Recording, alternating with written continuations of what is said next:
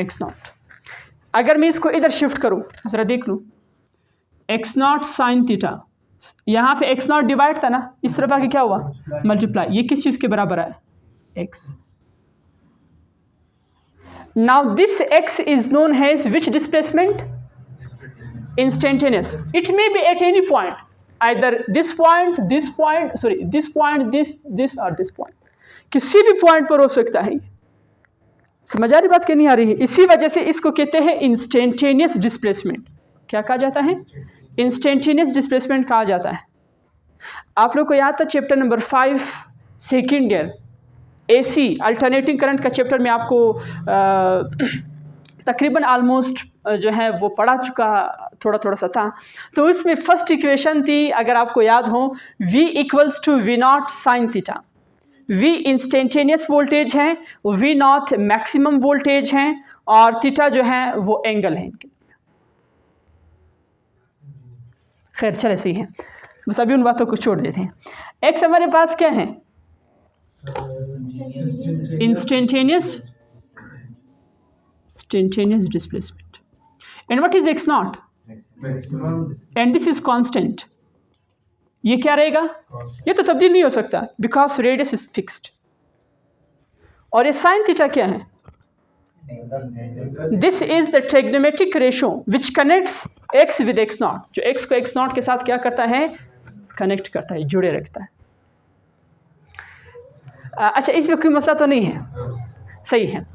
अब मुझे आप लोग यहाँ से देखें, डिस्प्लेसमेंट का टाइम के साथ वेरिएशन बताओ कि how the displacement varies in SHM। SHM में इंस्टेंटेनियस डिस्प्लेसमेंट कैसे वेरी करता है टाइम के लिहाज से। यानी मैं एक ग्राफ का आपसे पूछ रहा हूँ या आपको बता रहा हूँ, graph for instantaneous displacement for x. ज़रा गौर के साथ देखिए, ये बहुत इंपॉर्टेंट ग्राफ है। This is time and this is x. सवाल आपका ये होना चाहिए कि why you are representing this graph with respect to time. इधर तो टाइम नहीं है, टाइम देख लो फॉर्मूले में, तो क्यों कर रहे हो टाइम के लिहाज से? अगर टाइम के लिहाज से वो वेरी कर रहा है तो फिर फॉर्मूले में दिखाओ कि वो टाइम के लिहाज से वेरी कर रहा है। ये कौन सी आंख मछोली है कि मैं इधर टाइम लिख रहा हूँ और इधर टाइम नहीं है? जी आज कैसे पुट कर सकते हैं? वेल डन, शाबाश, बिल्कुल सही कहा, बिल्कुल सही कहा। देखिए, हम थीटा को रिप्लेस करेंगे किस चीज़ से, ओमेगा टी से। अब आप खुद ब खुद देखेंगे कितना खूबसूरत फार्मूला बन जाएगा। बल्कि मैं इस तरह से लिखूँ, x equals to x not sine theta की जगह क्या लगाएं, omega T.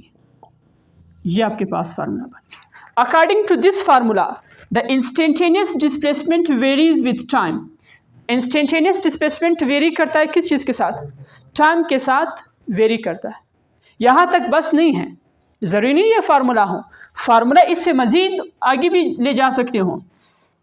x equals to x not sine omega की वैल्यू टाइम पीरियड के लिहाज से क्या होगी, well done, 2 pi divided by T. Clear? और ये साथ में क्या लिखा है,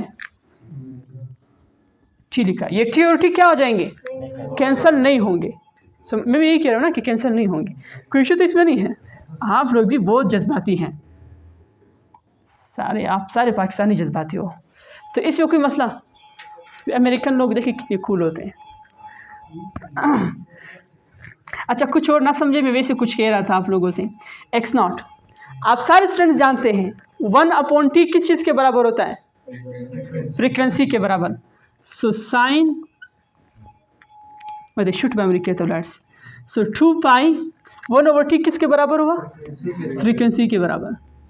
और ये क्या लिखा हुआ है, टी। ये आपके पास टी, ये एक नेक्स्ट फार्मूला, ये टी है। क्लियर? तो सफ़र करेगा, लाजमी बात है, थोड़ा सा तकन तो होगी, कोई इशू तो नहीं इसमें भाई। देखिए कितने खूबसूरत फार्मूले।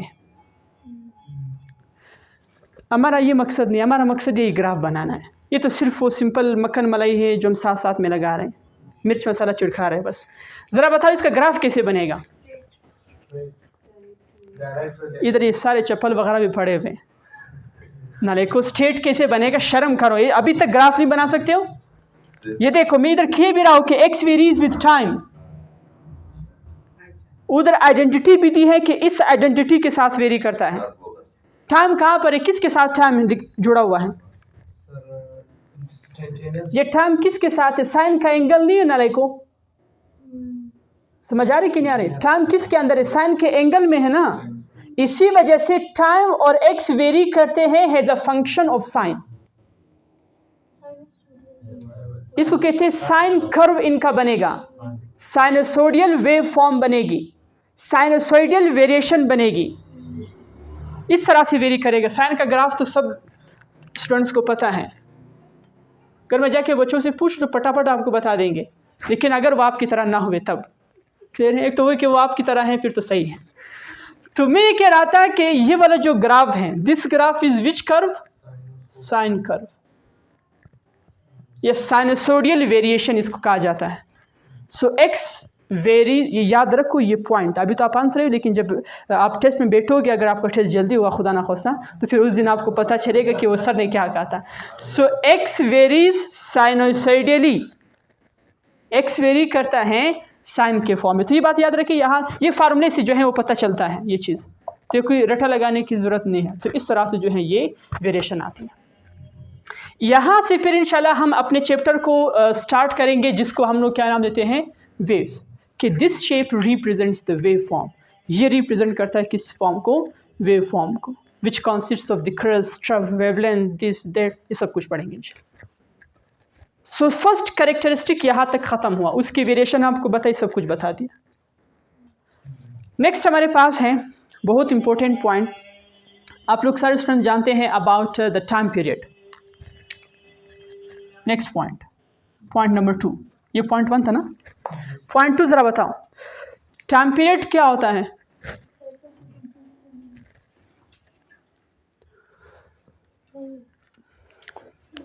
बताओ जल्दी करो,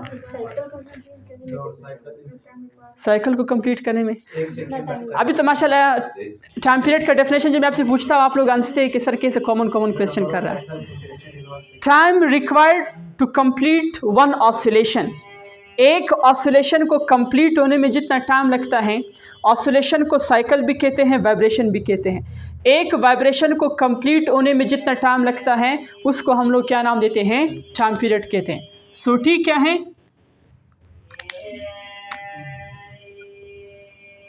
time required for one oscillation,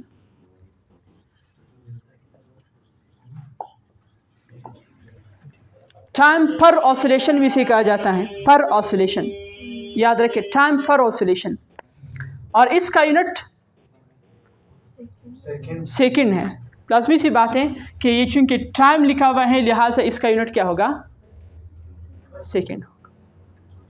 सही, इंशाल्लाह भी आएंगे नेक्स्ट पॉइंट की तरफ। नेक्स्ट हमारा थर्ड पॉइंट है। Third point is about frequency. What is frequency? Very good, बस याद है अभी आप लोगों को। रेसिप्रोकल, देखिए कितने जल्दी जल्दी जवाब दे रहे हैं। मैंने अभी तक एफ कंप्लीट लिखा भी नहीं था, आप लोगों ने जवाब दे दिया। फ्रीक्वेंसी क्या होता है?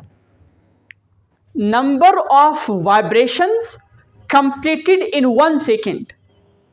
Number of vibrations completed in half भी हो सकता है, पूरा भी हो सकता है, 2 भी हो सकती है, 3 भी हो सकती है, कुछ भी हो सकता है, लेकिन शर्त है कि टाइम कितना होना चाहिए? 1 second. So number of vibrations in 1 second,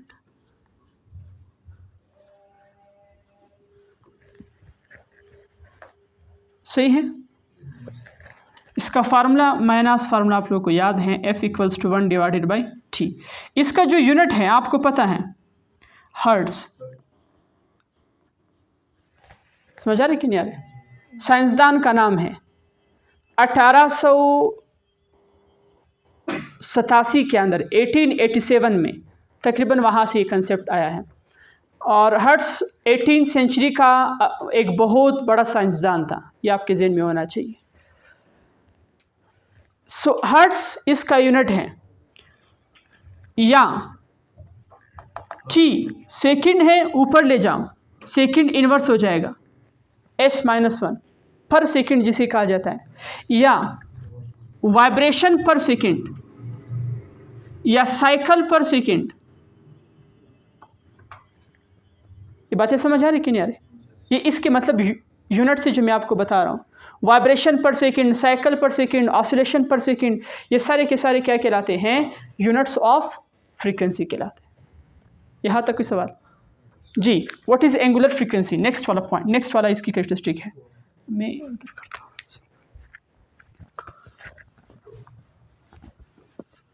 ji, angular frequency बताओ सर।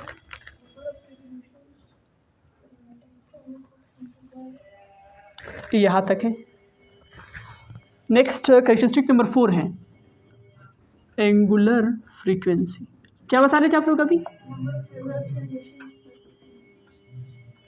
अच्छा, एंगुलर फ्रीक्वेंसी हमने पढ़ा है omega equals to 2 pi divided by T, where omega equals to, ये टाइम पीरियड के लिहाज से फार्मूला है, और फ्रीक्वेंसी के लिहाज से लिखोगे so then omega equals to 2 pi, और 1/t किस चीज़ के बराबर है?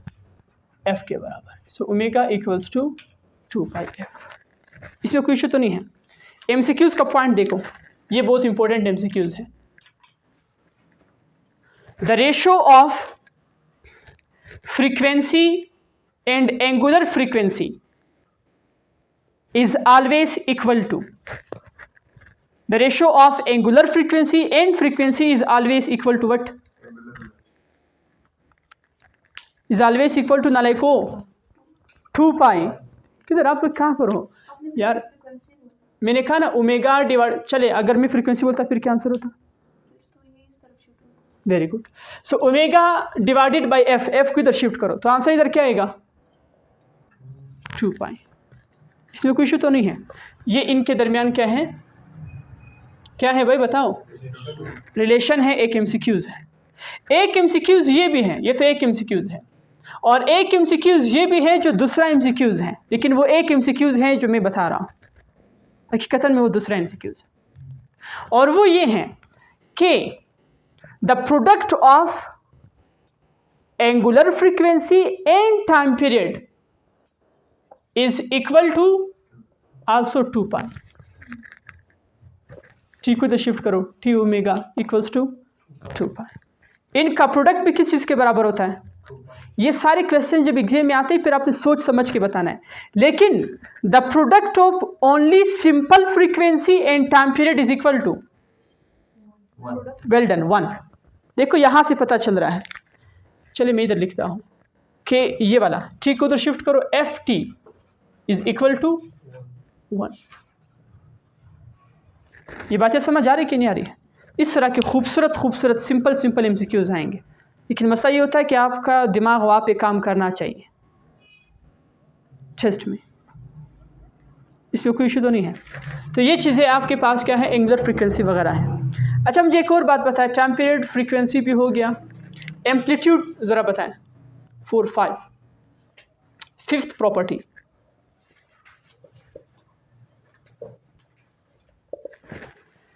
एम्पलीट्यूड। वेरी गुड, माशाल्लाह माशाल्लाह, वेरी गुड, शाबाश। The maximum displacement from mean position, mean position से ज़्यादा फासले को क्या कहते हैं? एम्पलीट्यूड कहते हैं। इसमें कोई इशू तो नहीं है। तो maximum displacement from equilibrium position या from mean position is known as amplitude.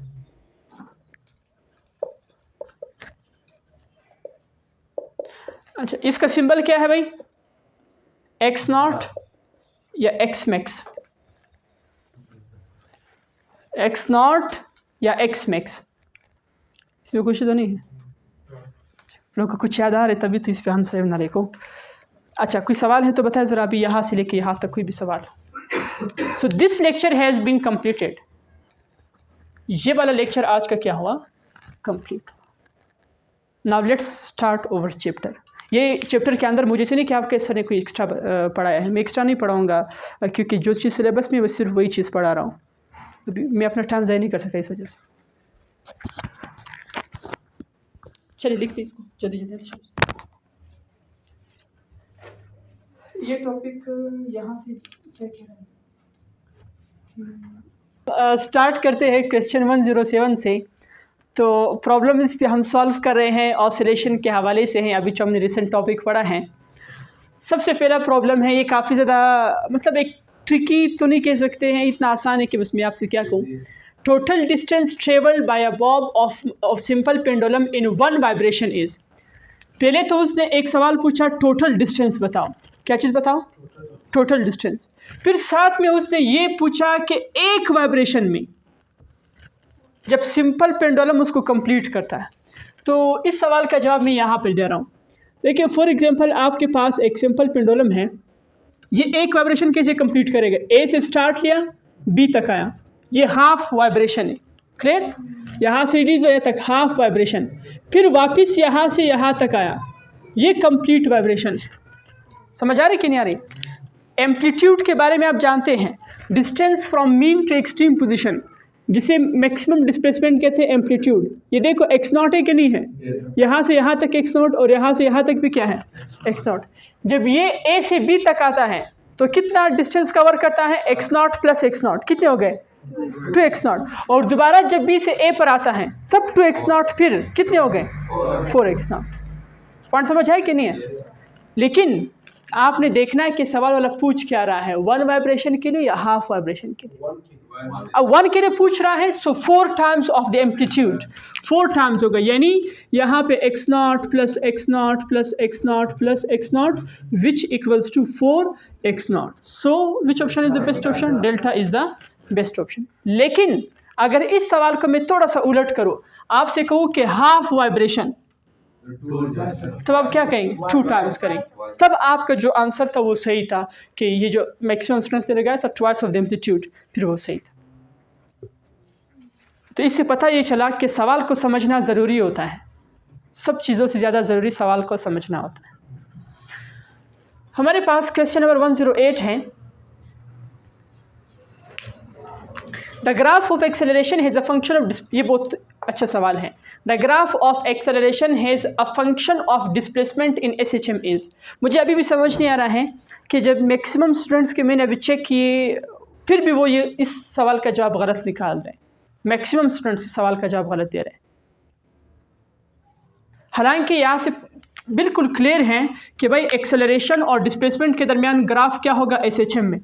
अगर आप कॉमन सेंस पे यूज़ करो कि भाई A is proportional to -x, तो इसका ग्राफ स्ट्रेट लाइन होगा, क्योंकि डायरेक्टली प्रोपोर्शनल है। समझ आ रहे कि नहीं आ रहा? डायरेक्ट रिलेशन है इनके दरमियान, लिहाजा ग्राफ क्या होना चाहिए? Straight line. लेकिन अगर आप इसके ग्राफ को प्लॉट करना चाहें तो उसको ज़रा देखते हैं। ये क्वेश्चन 108 सॉल्यूशंस हम कर रहे हैं। 108 के देख लें, तो क्या नहीं लगाने, यहाँ पे देख लें।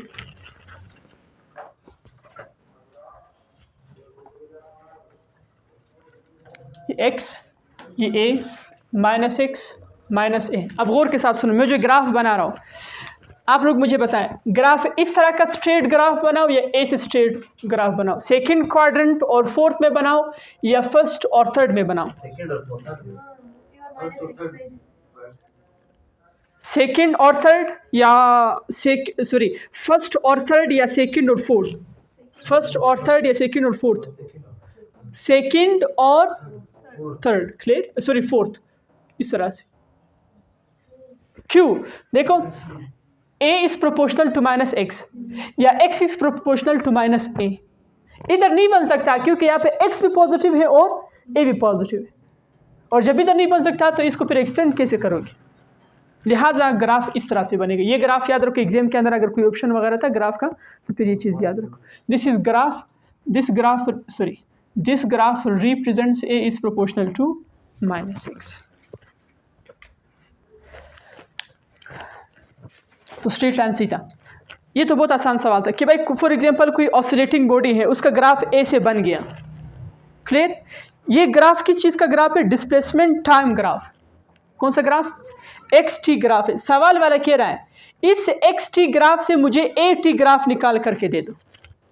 आप लोग इस चीज़ पे परेशान थे भाई, ये आप कैसे निकालोगे? ये इधर देखो, ये फार्मूला है, a is proportional to -x। अगर आपको x का ग्राफ गिवन है तो आप किसका ग्राफ बता सकते हो? a का। कैसे बता सकते हो? यहाँ से a is directly proportional to x, यानी जैसे एक्स का ग्राफ होगा वैसे किसका ग्राफ होगा, एक। लेकिन नेगेटिव साइन की वजह से दोनों ग्राफ्स ऑपोजिट हुआ करेंगे। ये पॉइंट समझ आ रहा है कि नहीं आ रहा है? इसमें कोई मसला तो नहीं है। एक्सेलरेशन और एक्स के दरमियान कितना एंगल है, यहाँ से बताओ। वेल डन, शाबाश। ए और एक्स के दरमियान एंगल कितना है? ए और एक्स में एंगल आपके पास 180 डिग्री। समझ आ रहा है कि नहीं आ रहा है? क्योंकि नेगेटिव साइन आया हुआ है। ज़रा इसको देखिए, अभी ग्राफ नीचे से स्टार्ट हो रहा है, नेगेटिव से स्टार्ट हो रहा है, तो इसका उलट पॉजिटिव से स्टार्ट होना चाहिए ना। तो ज़रा वो ग्राफ बताओ कौन सा है। ये ए भी तो नहीं हो सकते, डी को देख अगर तो वो भी नहीं हो सकता क्योंकि वो ओरिजिन से स्टार्ट हो रहा है। लेकिन सी को देखो, वो बिल्कुल परफेक्ट है क्योंकि देखिए वो पॉजिटिव से स्टार्ट हो रहा है। ये ऐसे सवाल हैं जिसमें आपको मतलब आप ये सोच जाते हैं या आप इस तरह से कह जाते हैं कि भाई हाँ ये तो इसका यार नहीं तो कौन सी जो है वो सवाल गिवन है, क्योंकि डायरेक्टली प्रोपोर्शनल है। ये ग्राफ होगा तो बस ये ग्राफ है, खत्म, कुछ भी नहीं। सारे सवाल सोल्व किए एग्जाम में, कोई किस तरह का टेस्ट बना होता है, कोई टेस्ट में तो सब पास होंगे। समझ आ रही कि नहीं? तो ये भी याद रखिए कि आपको आपने जो सवाल का जवाब दिया वो किस अंदाज में और कैसे दिया हुआ है। सवाल क्या पूछा तो आपने बताया क्या चीज़ है, तो ये चीज़ बताया करें। हमारे यहाँ जेआरई का एक एग्ज़ाम होता है, तो उसमें जब प्रॉब्लम्स वगैरह देते हैं 5 उसके ऑप्शन, जिस तरह से आप लोग के 4 ऑप्शन है डी तक, हमारे यहाँ 5 ऑप्शंस होते हैं। वो 5 ऑप्शंस इस तरह से सेट करते हैं, एक टेस्ट को मुख्तलिफ जो है वो पैनल्स पे मुख्तलिफ स्टूडेंट से सॉल्व करवाते हैं। स्टूडेंट सॉल्व करने में जो गलती करते हैं आंसर निकालने में, वही ऑप्शंस मतलब दे देते हैं। तो इस तरह के सिमिलर ऑप्शंस होते हैं कि इंसान बिल्कुल कहता है वही ये ऑप्शन ठीक, नहीं ये ऑप्शन ठीक, नहीं ये ठीक, नहीं ये ठीक। समझ आ रही कि नहीं? तो इसको टेस्ट कहते हैं जिसमें आपका सही तरह टेस्ट हो जाए। तो जिस तरह से इस सवाल ने आपको बिल्कुल धोखा दिए, कि नहीं? खैर ये ज़माना है सही। नेक्स्ट हमारे पास है 110। 110 में हमारे पास क्या, a body moves with A system and makes a one complete, फिर कहा उसने 1 complete oscillation in 1 second. 1 complete oscillation in 1 second, क्या मतलब इस चीज़ का? ये किस चीज़ की तरफ इशारा है? It's angular frequencies. उसकी एंगुलर फ्रीक्वेंसी क्या होगी? नहीं, मैं आप लोगों से जवाब नहीं पूछ नहीं रहा हूँ, मैं आप लोगों से जवाब पूछ नहीं रहा हूँ, मैं आपसे पूछ रहा हूँ कि बताओ इसका क्या मतलब है। 1 कंप्लीट ऑसिलेशन इन 1 सेकेंड, ये टाइम पीरियड है, फ्रीक्वेंसी है, क्या चीज़ है ये? ओ नाले को, ये फ्रीक्वेंसी है, फ्रीक्वेंसी एफ है। 1 complete oscillation in 1 second, number of vibrations, number of oscillations completed in 1 second, याद नहीं है? तो ये आपके पास फ्रीक्वेंसी गिवन है। कितना आसान सवाल है। तो देखिए omega is equal 2 pi F, F की जगह पे क्या लगा लो, बताओ ना यार, एफ की जगह पे 1 लगा, गिवन है ना। तो omega equals to 2 pi, F की जगह 1 लगा तो आंसर क्या आएगा? 2 पाई रेडियन पर सेकेंड आएगा। तो कौन सा option C? The distance covered by a body in 1 complete vibration is 20 centimetre. What is the amplitude of a body? अच्छा, ये कितना आसान सवाल है ना। टोटल सवाल ये कह रहा है कि डिस्टेंस कवर्ड बाय बॉडी, सुन रहे हो ना सारे? चलिए सही है। अच्छा, वो पंखी के शोर था, मैं सोच रहा था आप लोग शोर कर रहे हो। तो by body in 1 complete vibration is 20 centimetre. Distance कितना गिवन है? 20। What is the amplitude of a body? आप सारे स्टूडेंट जानते हैं कि टोटल डिस्टेंस बराबर होता है किस चीज़ के? उन नाले को 4x0 के बराबर होता है। 1 वाइब्रेशन में टोटल डिस्टेंस अभी इधर बताया है क्या? हमें x0 चाहिए, 4 को इधर शिफ्ट करो, s/4 equals to x0। s की वैल्यू 20 है, 4 से डिवाइड करो, 4 5 से क्या हो जाएगा? So answer is 5 centimetre. ये वो सवाल है जिसको बिल्कुल आप ऐसे रात के 3 बजे आपको ताजुद के लिए उठाया जाए तो भी आप इसको सॉल्व कर सकते हो। मतलब एकदम मतलब आप उठ जाए तो तभी सॉल्व कर सकते हैं, या अगर कोई जो है वो शोर कर रहा हो कमरे में तो तब भी आप इसको सॉल्व कर सकते हो। ये बात समझ आ रही कि नहीं आ रही? बजाय इसके कि आप उसको डिस्टर्ब करें कि भाई शोर ना करो, या उनसे कहे कि भाई आप बातें ना करें, तो इससे बेहतर ये है कि आप इस तरह के सवालात सॉल्व करें, उनको डिस्टर्ब ना करें, किसी के दरमियानी मामले को डिस्टर्ब ना करें। चलें नेक्स्ट हमारे पास क्वेश्चन क्या है? If a body starts it's motion from mean position, it's phase at this point would be. सवाल है, if a body starts it's motion from which position? Mean position पर डिस्प्लेसमेंट क्या होता है उसका? जीरो होता है ना, इंस्टेंटेनियस डिस्प्लेसमेंट उसका जीरो होता है। वो कह रहा है अगर एक जीरो हो, मीन पोजीशन से स्टार्ट ले रहा है, तो बताओ उसका वो कितना एंगल बनाएगा थीटा उसका, बताओ। तो ये तो आप लोग सही कह रहे थे कि जीरो और पाई बनाता है, लेकिन इसका रीज़न मैं आपको बता रहा हूँ। क्वेश्चन कौन सा है? 1/12 का रीज़न ये है। ज़रा देखिए, आप लोग जानते हैं फार्मूले से, ज़रा देखते हैं। साइन थीटा, याद है नहीं ये फार्मूला? अगर x जीरो हो so is equal to x not sine theta. x not को उधर शिफ्ट करो, आंसर यहाँ से क्या आएगा? जीरो आएगा। हमें थीटा चाहिए, साइन को उधर शिफ्ट करो, sine inverse zero equals to theta. Sine inverse zero किसके बराबर होता है? पाई के बराबर या जीरो के बराबर, क्योंकि साइन 180 भी पाई के बराबर होता है, साइन जीरो भी किसके बराबर होता है? पाई के बराबर, सॉरी जीरो के बराबर होता है। समझ आ रहा है? इसी वजह से थीटा की कितनी वैल्यूज हो सकती है? पाई और जीरो। तो कौन सा ऑप्शन सही है इसमें? क्या सा? नेक्स्ट हमारे पास सवाल क्या है? 113, लेकिन मैक्सिमम स्टूडेंट्स ने तुक्का लगा कि ये चीज़ सही किया है। 113 हमारे पास क्या है? When quarter of cycle, quarter of cycle का मतलब 1/4 साइकिल, क्लियर? हाफ से भी half is completed of a body in a circular motion, the phase of vibration, angle बताओ, एंगल कितना बनेगा? इधर देखो ना, देखो 113 है ये सवाल। इधर देखो ये वाला, कंप्लीट वाइब्रेशन कैसे होता है? यहाँ से लेके यहाँ तक आना। हाफ वाइब्रेशन यहाँ से लेके यहाँ तक आना। क्वार्टर वाइब्रेशन यहाँ से लेके सिर्फ यहाँ तक आना, ये वाला क्वार्टर वाइब्रेशन। तो यहाँ से यहाँ तक एंगल कितना है? 90 degree, which is equal to π/2 radian. So which option is the best option? 114, a simple pendulum of length L is suspended from a rigid support. What minimum horizontal velocity का है? ये है